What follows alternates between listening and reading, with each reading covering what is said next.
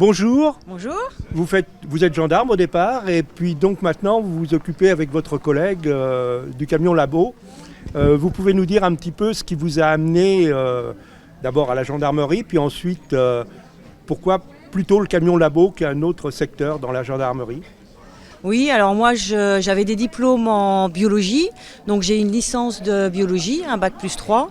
Et du coup j'ai passé le concours en gendarmerie pour pouvoir intégrer l'école de gendarmerie à Chaumont.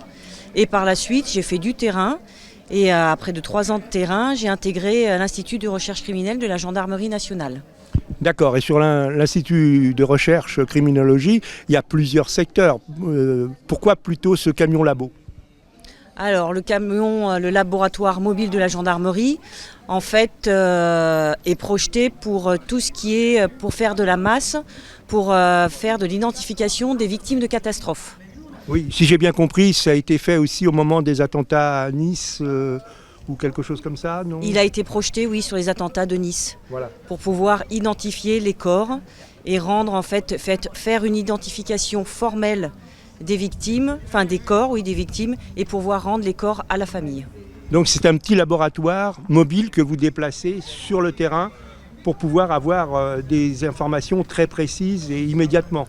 Oui, on projette le laboratoire mobile pour effectuer sur place avec les techniciens d'identification criminelle les prélèvements, pouvoir les analyser dans le laboratoire, poursuivre la chaîne analytique pour obtenir un profil génétique.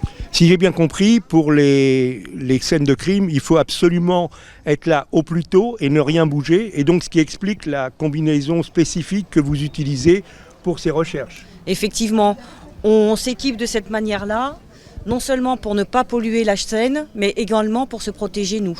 Oui, voilà. Bah écoutez, est-ce qu'on pourrait peut-être voir un petit peu ce qui se passe dans le camion mobile? Oui, tout à fait. Merci. Donc en fait, le laboratoire est composé de 3 parties. Donc il y a la première partie à l'arrière du camion où on va enregistrer en fait les scellés informatiquement. Et en fait, une fois que l'enregistrement est fait, ils sont passés par un système de passe-plat à l'intérieur du camion. D'accord. Donc le technicien qui se trouve à l'intérieur dans cette partie ici va récupérer les prélèvements et va les mettre en plaque, va préparer une plaque, une série pour l'analyse. Donc voilà, par exemple, hop. Voilà comment se présente un scellé. Donc en fait, chaque élément est identifié par un code barre.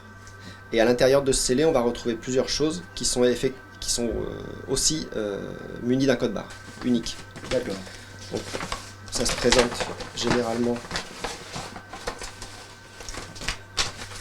Ces petits tubes On qui fait contiennent... principalement avec des prélèvements avec des écouvillons. Oui. Et en fait, ces écouvillons vont ensuite être mis dans des plaques. Ces plaques vont être, une fois les plaques prêtes, on va mettre des réactifs pour la suite de l'analyse. Et la plaque ensuite va passer par un autre passe-plat dans la dernière partie du laboratoire. D'accord. Bah écoutez, merci beaucoup pour ces Je explications. vous en prie. Donc bonjour, je suis Laurence Lecalonnec, enseignant-chercheur à Sorbonne Université, à l'ISTEP. Et l'objectif aujourd'hui, dans le cadre des journées sciences et crimes, c'est de présenter comment les sables peuvent avoir une signature qui leur est propre, et notamment en liaison avec la roche qui était à l'affleurement sur la terre ferme et qui, lors de l'altération, va donner des particules et nourrir ce sable. Et donc ce que je présente, c'est plusieurs types de sables qui ont été prélevés en Bretagne, sur les plages de Bretagne, de façon à montrer au public et aux scolaires que chaque sable a son identité propre et qu'on peut ensuite reconstituer la roche qui l'a nourri, qui l'a alimenté. Et donc je vais présenter 7 sables différents prélevés sur les plages bretonnes, 2 qui ont été prélevés sur les côtes nord de la Bretagne à Pléneuf-Valandré et Kerlouan, 1 qui a été prélevé à Audierne et 3 autres qui ont été prélevés sur la côte sud de la Bretagne, à Concarneau, 2 à l'île de Groix et 1 à Erdeven, pour montrer au public que autour de la Bretagne, on a 7 sables complètement différents du fait de l'hétérogénéité des roches qui affleurent à la surface. Par exemple, ici, vous avez le sable qui a été prélevé à côté de Kerlouan, qui est un sable très très bien trié, très riche en grains de quartz avec beaucoup de débris de coquilles. A l'inverse, si je montre le sable de Pléneuf-Valandré, qui n'est pas très loin, qui est aussi sur la côte nord de la Bretagne, on voit que ce sable est très hétérogène parce que les roches qui ont participé à l'alimentation de ce sable sont très différentes. Il y a des roches sédimentaires, des roches magmatiques, des roches métamorphiques, et ce qui fait que ce sable est très mal trié et très hétérogène. Et ici, par exemple, on peut avoir de très jolis sables, comme le sable de la plage rouge, des sables rouges de l'île de Groix, qui est un sable qui est très riche en grenat. Parce que la roche qui l'alimentait était un schiste à grenat, une roche qui était pourvue de grenat et donc qui alimente en fait la plage. Donc ici c'est le stand de l'ENSAT où on propose aux invités donc de parler de la lumière et notamment de la lumière visible et invisible, c'est-à-dire l'ultraviolet et l'infrarouge et comment la police scientifique utilise les propriétés de la lumière pour déceler des indices sur les scènes de crime. Donc on commence par la lumière visible où là c'est connu un peu de tout le monde. La lumière blanche est une décomposition de toutes les couleurs allant du violet au rouge. On en profite pour expliquer que avec uniquement 3 couleurs, le rouge, le vert, le bleu, on peut recomposer la lumière blanche. Là, j'additionne par exemple du vert, du bleu, ça fait du cyan. Et si j'ajoute le rouge, on a de la lumière blanche. Donc on a fait le tour un petit peu du visible. Et on va aller maintenant sur l'ultraviolet. Donc on explique que en dessous le violet, c'est de la lumière invisible, l'ultraviolet, mais que certaines molécules absorbent l'ultraviolet pour réémettre dans le visible. Par exemple, ici, on a la quinine du Schweppes qui émet du bleu lorsqu'elle est éclairée dans l'ultraviolet et la chlorophylle de l'huile d'olive qui émet de la lumière rouge lorsqu'elle est éclairée dans l'ultraviolet. Voilà. Et ça, c'est très utilisé par la police scientifique puisqu'on va pouvoir déceler des fluides biologiques, par exemple, en éclairant des tissus ou des scènes de crime avec de l'ultraviolet. Bonjour à tous. Alors en fait, ce que je vais vous montrer ici, c'est un appareil qui est utilisé par la police scientifique et la gendarmerie dans le cadre d'analyse de scènes de crime.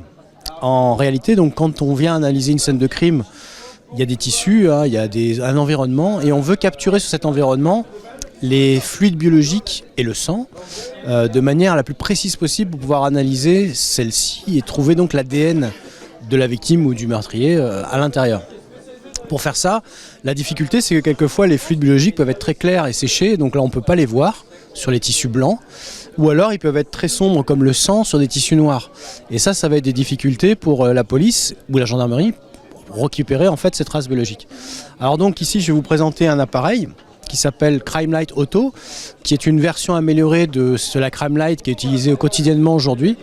Crime Light, donc c'est une source lumineuse très forte qui va créer une fluorescence et on va venir filtrer au niveau de la fluorescence pour avoir que elle et pas la lumière incidente qui va être par exemple bleu ou ultraviolet.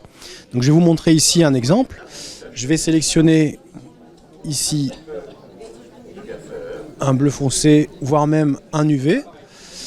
L'appareil a engagé tout de suite un filtre qui va bien et vous voyez que sur la chemise, des traces qui n'étaient absolument pas visibles auparavant le sont maintenant. Et c'est typiquement, regardez ce qui vient un peu de la bouche, donc on simule ici éventuellement de la salive, mais bon ça peut être n'importe quel autre fluide biologique qui va réagir de la même façon. Ici la police n'a plus qu'à découper la partie qui va bien sur la chemise et l'analyse ADN aura eu lieu. C'est surtout ça qu'on cherche à faire. L'autre problématique, comme je vous disais, c'est du sang qui serait sur un tissu sombre. Donc là, on simule ici sur le tissu qui est plus bas. Vous voyez qu'ici, si je regarde en UV, je n'ai rien de particulier. Si je passe en infrarouge, c'est ça qui va nous intéresser. L'infrarouge va faire que beaucoup de colorants de tissu vont passer transparents, blancs, on va dire. Et donc, vous voyez que le tissu ici devient blanc, très clair. Et donc je vais pouvoir mettre en évidence ces traces de sang qu'on voit ici en profondeur. Et je vais pareil pouvoir découper et analyser ce sang en tant que police scientifique ou gendarmerie. Et donc ces deux façons de faire vont vous permettre de repartir de la scène du crime avec tout ce qu'il faut pour confondre le criminel. Oui, bonjour, donc je me présente, je m'appelle donc Michel Dabas, je suis chercheur au CNRS, je suis géophysicien de formation et je travaille au laboratoire d'archéologie à l'École normale supérieure à Paris, à Auroch. Ma spécialité est effectivement le développement de méthodes géophysiques pour la détection des sites archéologiques enfouis et le radar fait partie des méthodes, on va dire, assez récentes pour la détection et la cartographie de sites archéologiques. C'est une méthode avec une très très grande on va dire résolution en termes spatial pour voir des choses aussi petites que des éléments jusqu'à une dizaine de centimètres par exemple de taille, et on peut descendre à des profondeurs jusqu'à 2-3 mètres de profondeur. Voilà, donc c'est un outil quand même assez sophistiqué qui nous a été prêté là par la société GeoReva. Donc une société en Bretagne. Et donc grâce à ce type d'appareil, nous allons cartographier différents sites archéologiques en France, généralement avant des fouilles archéologiques qui sont destructives. Après la phase d'acquisition sur le terrain, où on a donc parcouru tout le terrain dans tous les sens, suivant des profils. On peut voir là par exemple au bout de ma main un simple profil qui est fait. Donc vous voyez, il y en a au moins une cinquantaine de faits ici. Ça représente à peu près 2 hectares. On va en fait traiter cette information, c'est beaucoup d'informations, de telle façon à extraire l'énergie à une certaine profondeur. Là par exemple c'est à peu près 65 cm de profondeur. On va sortir l'énergie, c'est-à-dire tous les réflecteurs qui ont pu renvoyer donc l'énergie vers la surface du radar. Donc ce que vous voyez en noir ici, ce sont des murs en fait d'une structure archéologique qui se dessine donc parfaitement sur une assez grande distance. On a quasiment 40 mètres de distance ici, et vous voyez même des dessins de pièces. Je peux grossir un petit peu, voilà, en temps réel. Voilà. Donc vous voyez le détail qu'on peut avoir avec ce genre de méthode.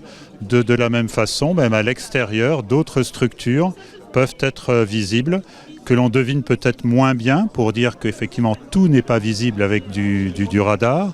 Mais là, effectivement, nous avons une voie, une ancienne voie qui passe à cet endroit, qui explique d'ailleurs pourquoi il y a cette grande, probablement villa gallo-romaine qui s'est installée juste en bordure de cette voie.